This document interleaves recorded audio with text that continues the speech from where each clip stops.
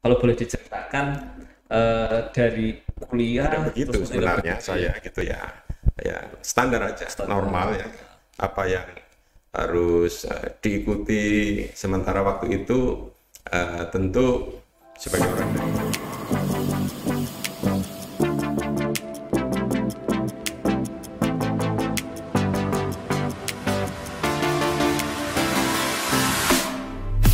Assalamualaikum warahmatullahi wabarakatuh. Apa kabar sedulur KPU Banyumas dimanapun Anda berada? Ketemu lagi bersama saya Hanan Wiyoko, anggota KPU Kabupaten Banyumas, Divisi Teknis Penyelenggaraan Pemilu. Kali ini Studio Modemas kehadiran bintang tamu istimewa.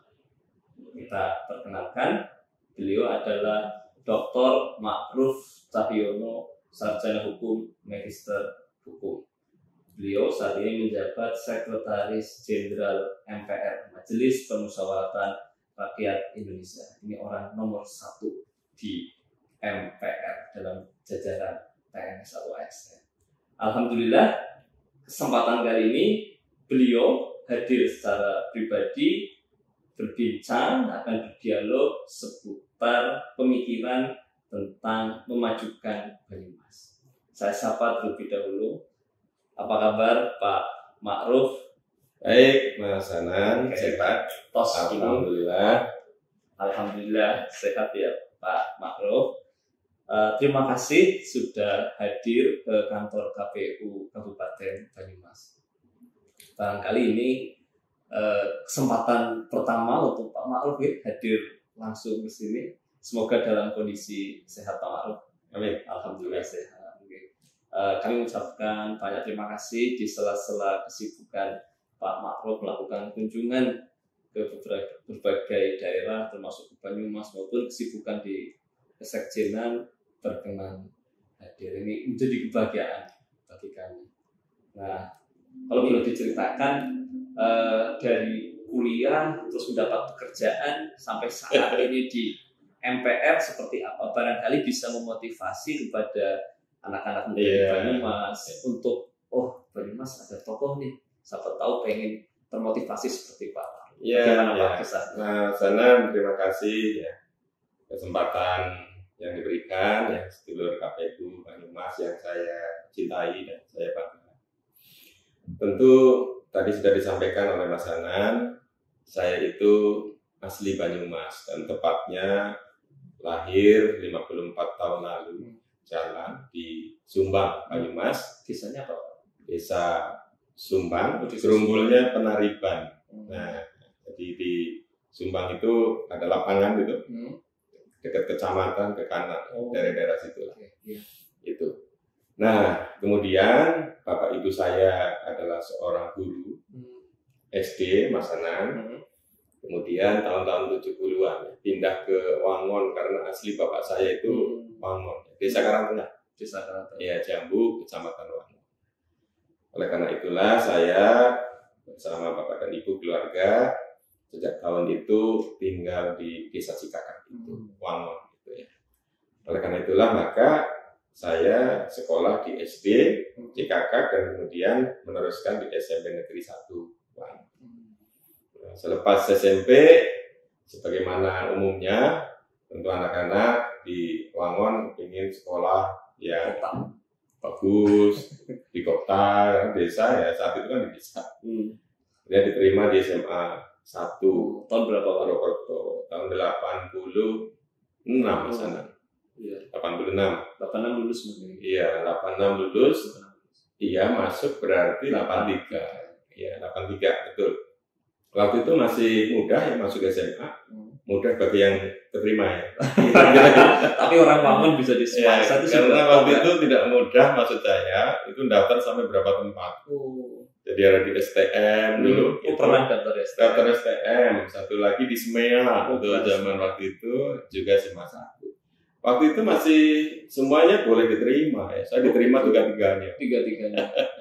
Tapi saya memilih SMA Negeri 1 Wangon. Sebenarnya jalurnya beda nih dengan orang tua saya kan. Rata-rata ya jurusan guru ya. Karena terbukti kakak saya itu dua-duanya guru SD juga. Sekolahnya di sekolah pendidikan SPG, guru SPG. SPG.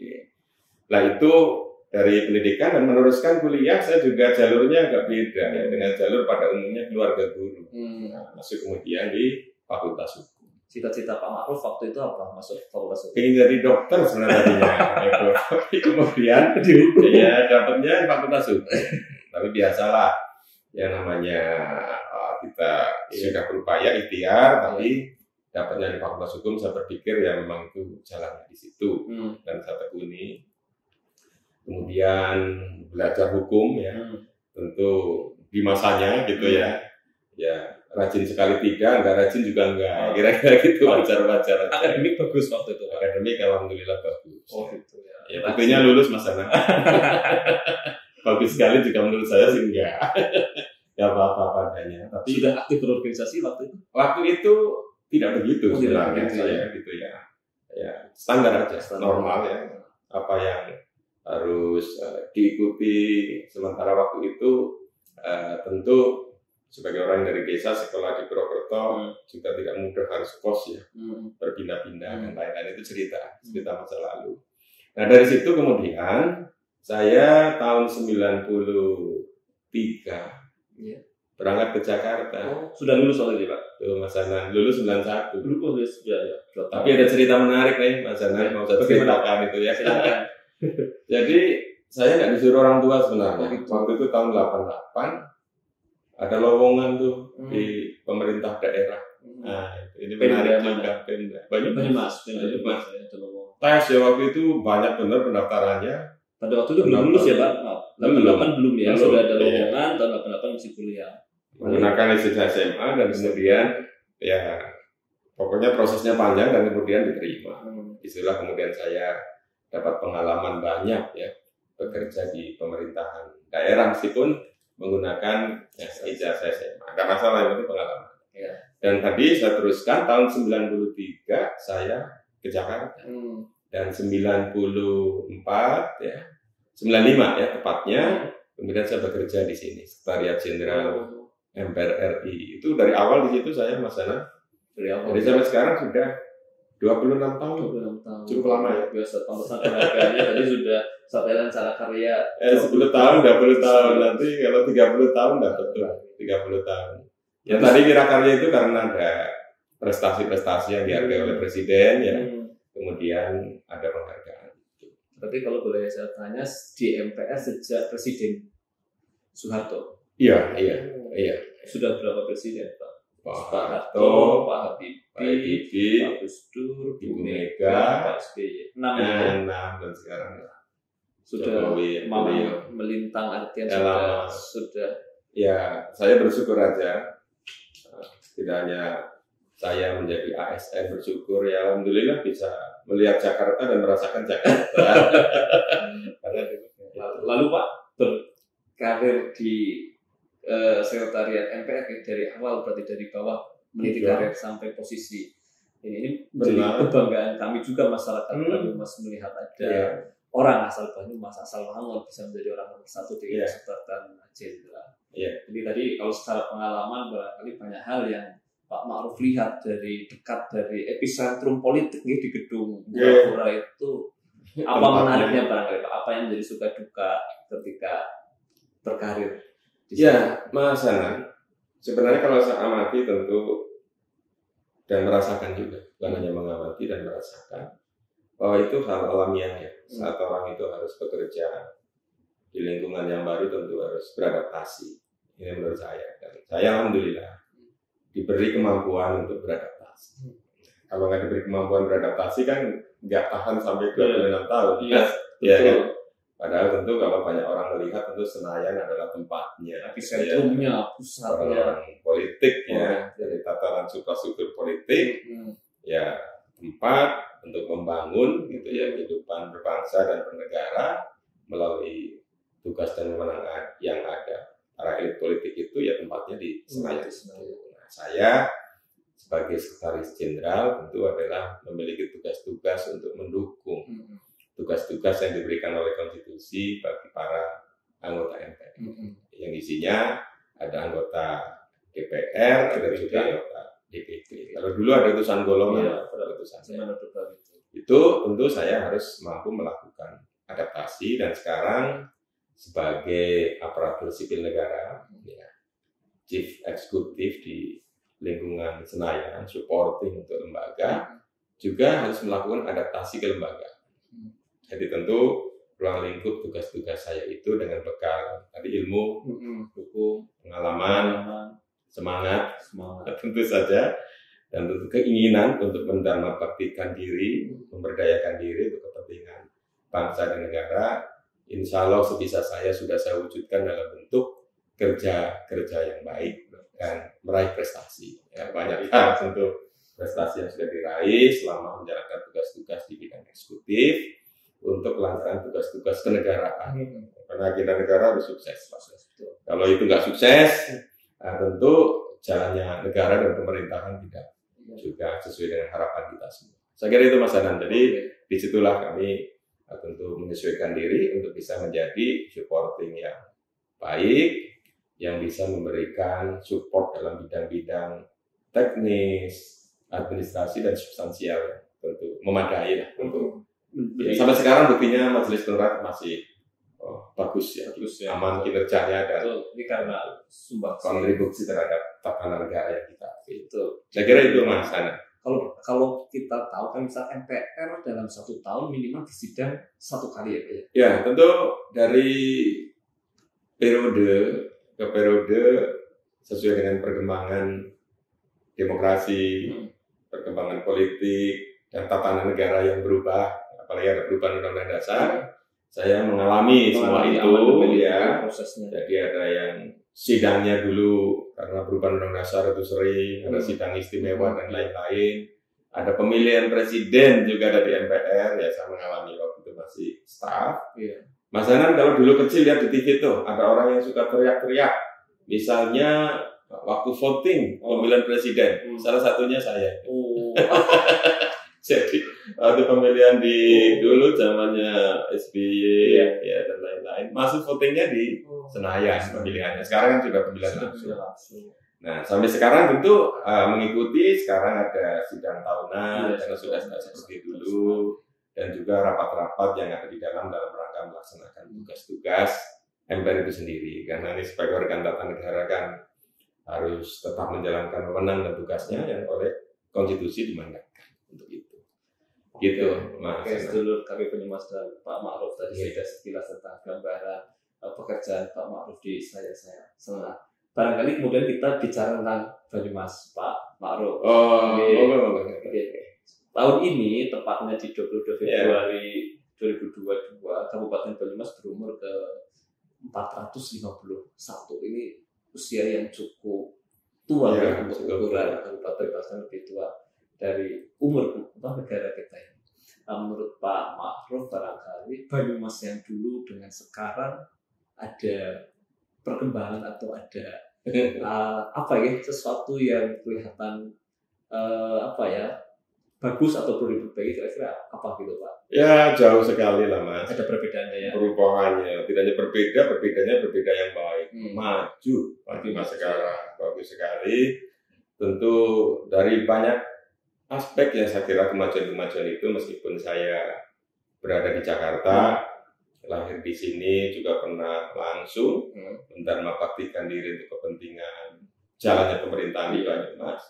Oleh karena itu tentu monitor terhadap perkembangan daerah asal kelahirannya tidak pernah henti. Oleh karena itu tahu persis perkembangan yang sangat signifikan menurut saya, apalagi dengan kepemimpinan Bapak Bupati sekarang, ya Bapak Wakil Bupati dan seluruh jajarannya, kemajuan itu terasa. Saya senang loh lihat ada bis kota tuh. Luar biasa.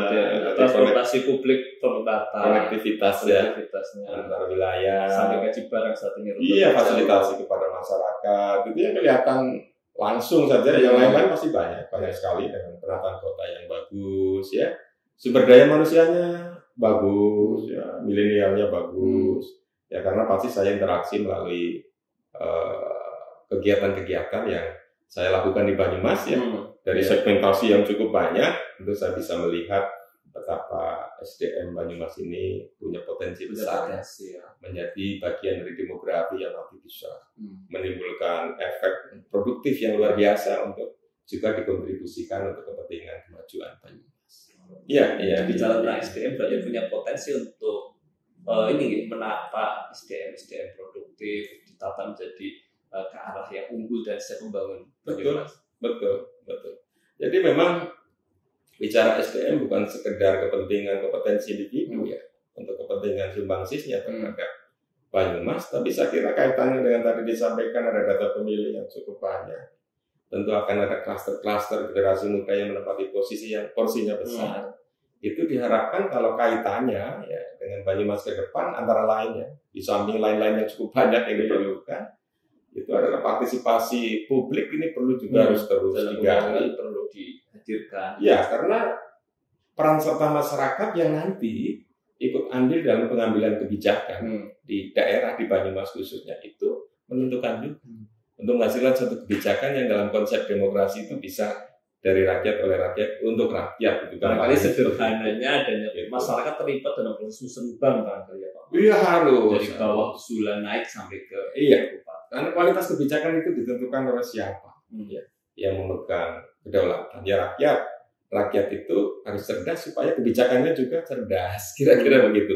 Makanya saya kira partisipasi masyarakat itu penting juga diiringi dengan pendidikan politik ya yang bagus untuk SDM kita. Unggul itu bukan hanya soal kemampuan dalam bidang teknologi, tapi juga unggul dalam memiliki kemampuan dalam bidang politik juga antara lain yang kemudian diartikan untuk kepentingan kebijakan itu sendiri. Oke, betul Pak Maruf. Dan Pak Maruf sering menyampaikan dalam beberapa kesempatan perlunya masyarakat mengedepankan prinsip gotong royong dan musyawarah. Ini juga termasuk dalam pengamalan sila ya, Pancasila ya Pak. Iya benar. Kira-kira masyarakat Banyumas masih memegang prinsip-prinsip itu? Iya, saya jadi ingatkan Mas Hanan, terima kasih nih soal gotong royong, soal musyawarah. Mas Hanan tahu disebut-sebut tuh Mas Maruf ini kan Sekretaris Jenderal Majelis Permusyawaratan Rakyat. Tugasnya MPR juga antara lain mensosialisasikan 4 pilar MPR, juga internalisasi nilai-nilai yang ada dalam 4 pilar.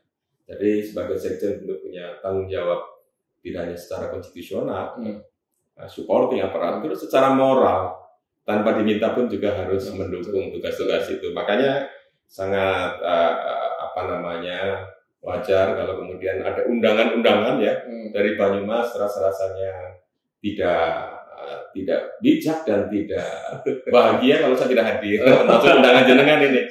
Undangan jenengan, makanya ya memang itu tugasnya seperti itu. Jadi turun di berbagai segmentasi masyarakat, kampus, kelompok strategis, kelompok-kelompok agama adalah untuk itu. Nah, terkait dengan musyawarah dan gotong royong, saya kira itu nilai-nilai yang otentik luar biasa Indonesia yang harus dipertahankan. Jadi itu adanya di tataran paling bawah di pedesaan. Tapi sebenarnya spirit untuk seluruh jenjang tataran kenegaraan sampai ke atas. Makanya ada MPR Mas. Permusyawaratan.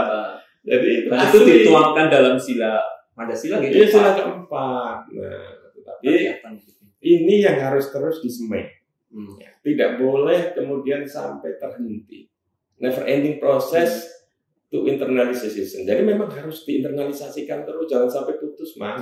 Karena nilai penting yang sangat fundamental menurut saya kalau melihat sila keempat itu tentu berbeda konsep maupun konteksnya dengan demokrasi di negara-negara lain. Nah, oleh karena itulah maka musyawarah mufakat itu harus terus disemai, ditumbuhkan dan diimplementasikan di berbagai macam tataran dari mulai individu itu sampai di tataran entitas kenegaraan. Karena khawatir ini bisa loss kita, ya generasi harus terus ya estafet untuk ini perlu dijalan, dipuk-ipuk ya, dirawat. Agar apa istilah saya?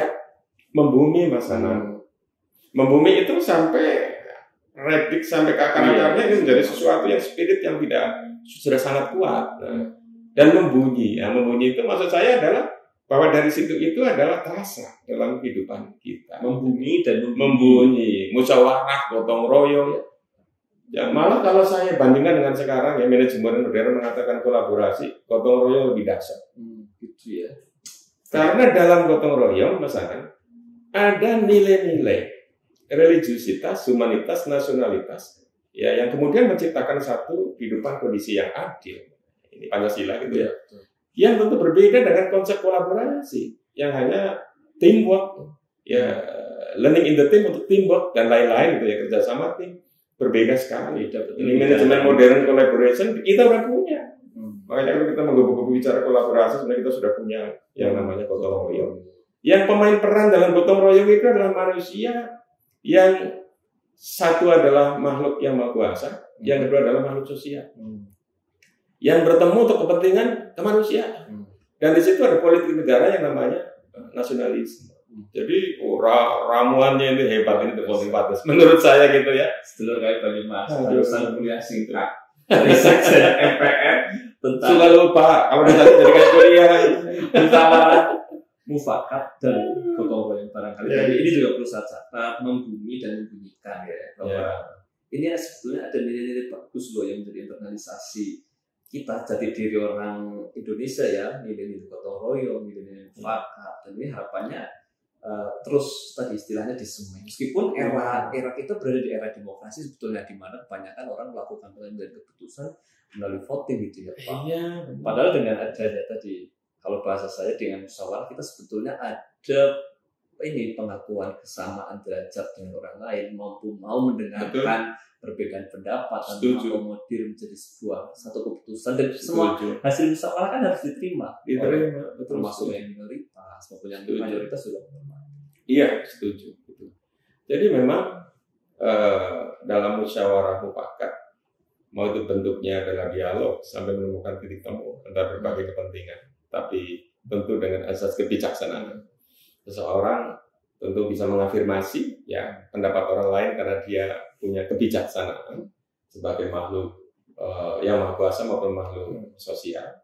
Itu adalah instrumen untuk mengambil kebijakan. Tetapi kita memiliki nilai itu. Ya menurut saya pakai itu dulu kan itu sebelum kemudian setelah dilakukan dialog dan lain-lain itu menemui jalan buntu, barulah itu sama-sama karena pengambilan kebijakan kan harus juga terjadi kan gitu ya. Yang kedua, tentu di era modern ini, Mas Hanan, yang semua kita pahami ya, perkembangan teknologi informasi, industri, dan lain-lain, bahkan Jepang itu sudah Society 5.0, itu udah lebih maju lagi. Itu tentu yang namanya nilai-nilai jati diri itu jangan sampai. Dengan perkembangan seperti itu, termasuk gotong royong dan musyawarah, kemudian dia terlindas dan kemudian tidak menjadi jati diri kita yang kuat.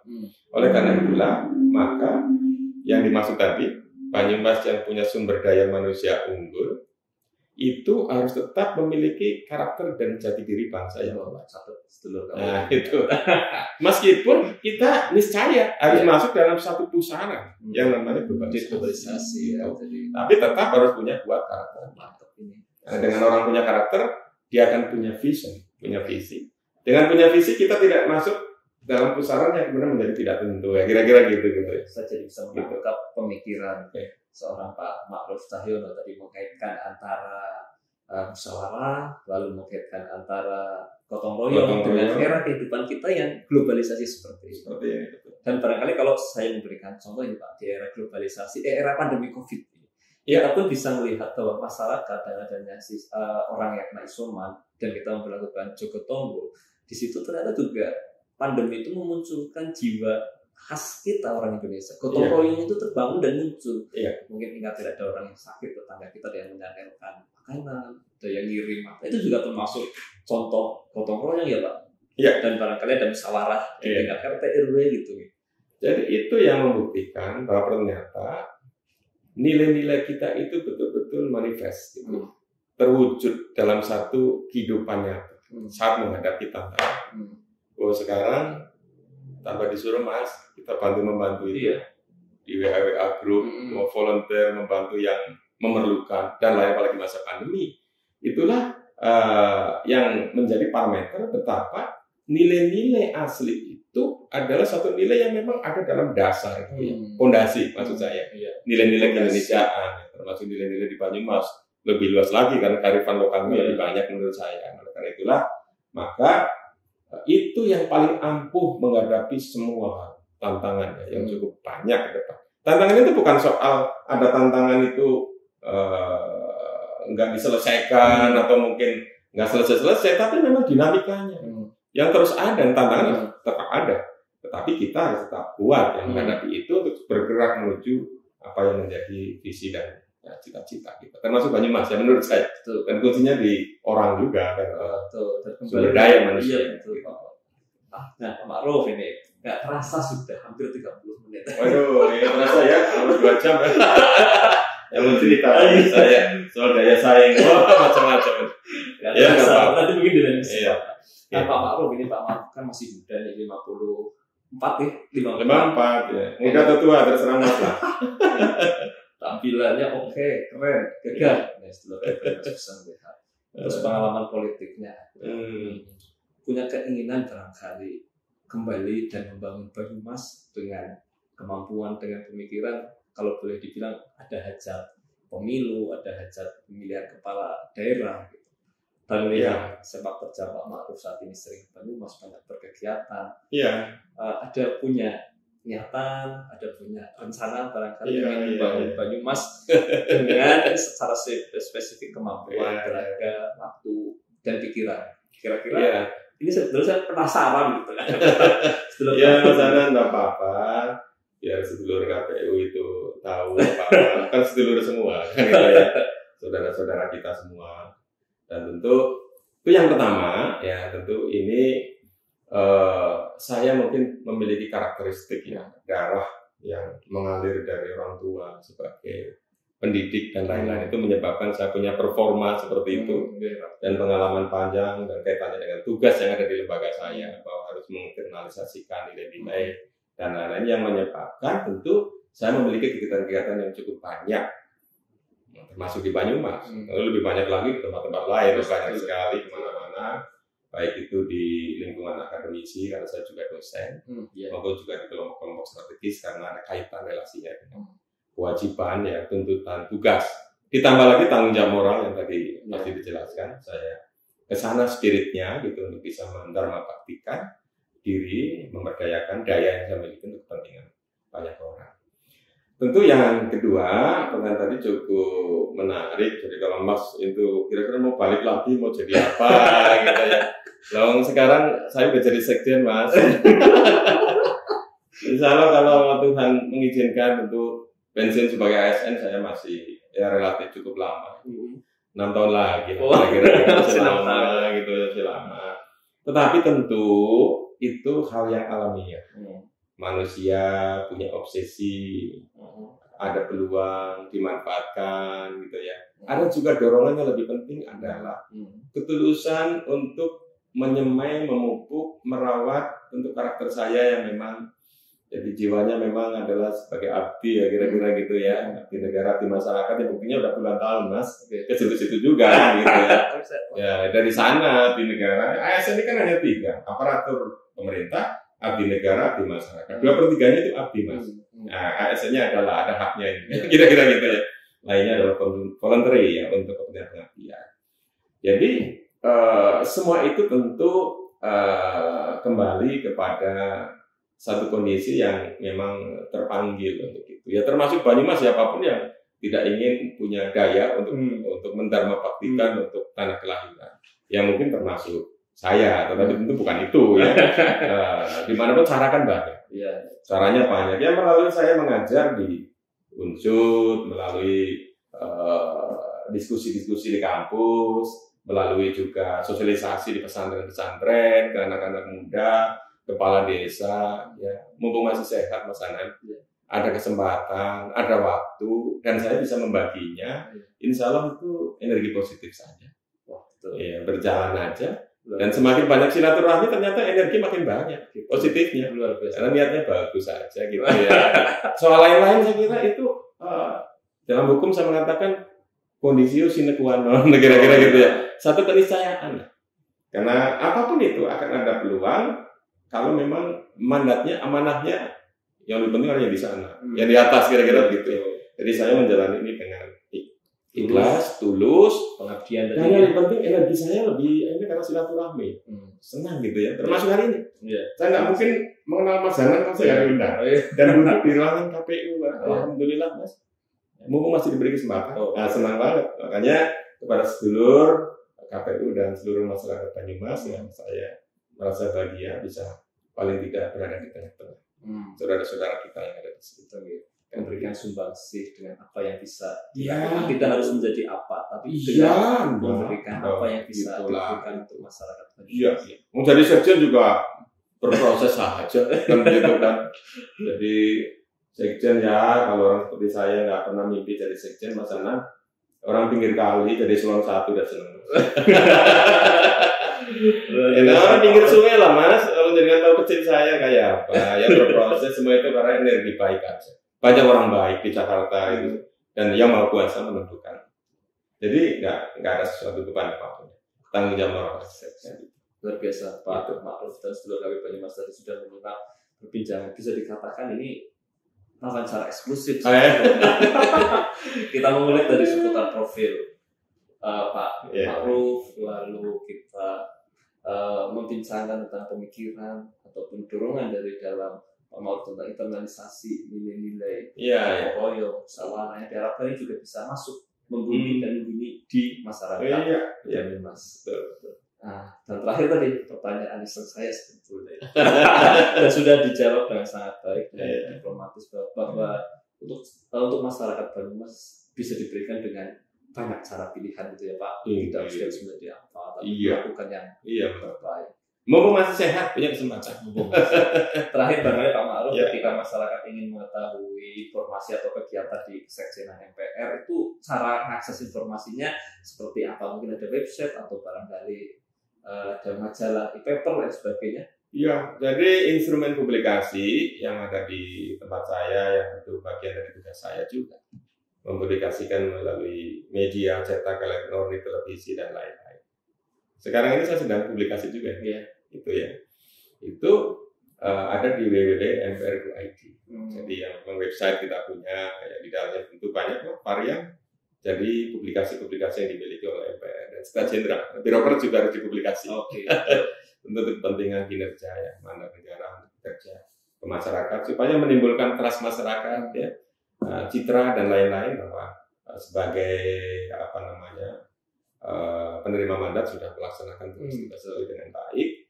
Juga tentu dari berbagai macam kegiatan juga bentuk-bentuk publikasi. Variannya cukup banyak dalam karena 3 tugas penting di MPR itu. Yang pertama adalah melakukan sosialisasi 4 pilar MPR RI. Ada Pancasila sebagai dasar dan ideologi negara, Undang-Undang Dasar Negara Republik Indonesia tahun 1945 sebagai konstitusi negara, NKRI sebagai bentuk negara, dan Bhinneka Tunggal Ika sebagai semboyan negara, termasuk tap-tap MPRS dan MPR yang masih berlaku. Yang kedua itu adalah melaksanakan pengkajian sistem tata negara, konstitusi dan pelaksanaan. Dan ketiga adalah menyerap aspirasi masyarakat. Itu tugas undang-undang Mas Zanan. Saya sebagai sekjen tentu dalam porsinya untuk bisa mendukung lancarnya tugas-tugas itu, juga mensupport sedemikian rupa sehingga tugas-tugas MPR sebagai organ tata negara betul-betul bisa memberi manfaat untuk kepentingan ketatanegaraan maupun juga untuk masyarakat. Itu Mas Zanan. Itu.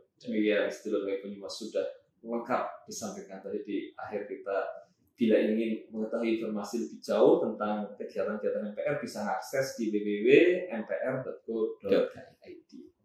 Untuk mengakhiri sesi ini Pak Ma'ruf, barangkali ada statement, kalimat penutup, closing statement dari Pak Ma'ruf kepada sedulur KPU Banyumas, pada masyarakat Banyumas. Iya, Pak, sedulur KPU dan masyarakat Banyumas yang saya banggakan. Tentu harapan saya sebagai orang Banyumas gitu yang memiliki kecintaan terhadap Banyumas, karena kalau tanah tumpah darah kelahiran itu tentu tidak akan bisa dipisahkan ikatan emosinya. Harapannya tentu antara lain, banyak dari harapan-harapan itu Banyumas ke depan memiliki sumber daya manusia yang unggul, tapi tetap memiliki karakter dan jati diri bangsa yang kuat. Dan dari dua hal itu, keunggulan itu bisa untuk beradaptasi dalam kondisi kemajuan ya, teknologi informasi, ya, industri dan lain-lain itu yang di dalamnya tentu menuntut kemampuan daya saing. Lain-lainnya pasti sudah bagus, tapi daya saing ini sesuatu yang dinamis, ya. Jati diri juga sesuatu yang dinamis, bisa pasang surut, terang redup. Nah ini harus terus diterangkan, kan gitu ya. Sehingga SDM unggul Banyumas mewujudkan Indonesia maju ke depan tentu akan menemukan jalannya karena instrumennya sudah kita siapkan. Jadi bonus demografi khususnya di wilayah Kabupaten Banyumas harus betul-betul menjadi perhatian kita. Yang di dalam bonus demografi itu bukan soal kepintaran untuk masuk dalam TI dan lain-lain, tapi partisipasi publik, pendidikan politik, menjadi pemilih yang cerdas, rasional, tanda petik, jangan mau money politik. Kira-kira itu yang paling penting. Ini untuk KPU juga. Terima kasih sudah menyampaikan. Itu seperti itu karena sebagai insan yang religius, humanis, nasionalis, demokratis, dan ingin adil memberikan keadilan, tentu perilaku money politik itu jauh dari fondasi nilai kehidupan berbangsa dan bernegara. Satu, pendapat John Carver luar biasa. Tidak ada bangsa yang bisa menjadi besar. Kalau bangsa itu tidak berdiri ditopang di atas fondasi nilai-nilai yang kuat. Di Indonesia namanya Pancasila. Itu biasa. Itu seperti itu Mas Anang. Untuk masyarakat Banyumas dan untuk saya sendiri. Luar biasa. Closing statementnya ini tadi sudah menginspirasi soal SDM unggul, jati diri bangsa yang harus tetap kita wujudkan, soal daya saing. Juga dari pesan Pak Ma'ruf soal money politik. Ayo jauhi money politik, gunakan rasio dengan daya pikir ketika kita akan nantinya datang ke TPS ya, memilih siapa calon presiden, wakil presiden pilihan, anggota DPD maupun DPR, RI provinsi maupun kabupaten. Iya, itu tepat masalahnya. Ini obrolannya luar biasa, banyak manfaat, banyak motivasi, dan buat seluruh KPU Banyumas bisa mempelajari, bisa muncul motivasi barangkali, inspirasi dari sosok perjuangan Pak Ma'ruf Cahyo. Pak Ma'ruf, saya ucapkan terima kasih sudah berbincang dengan kami KPU Banyumas. Sekali lagi penghargaan kami luar biasa pada Pak Ma'ruf sudah hadir dan menyempatkan waktu. Barangkali ke depan bisa ada kerjasama. Sekali saya boleh sedikit lupa mengucapkan selamat hari ulang tahun. Oh iya, selamat hari ulang tahun. Iya, untuk Banyumas tercinta yang ke-451. Banyumas bergas waras. Banyumas bergas waras. Seakhirnya, mohon maaf apabila ada kesalahan Pak Ma'ruf dan pembawaan maupun pada seluruh KPU Banyumas semua. Kita berjumpa di lain kesempatan dengan tamu yang lain, dengan dialog tokoh yang lain. Saya akhiri. Wassalamualaikum warahmatullahi wabarakatuh.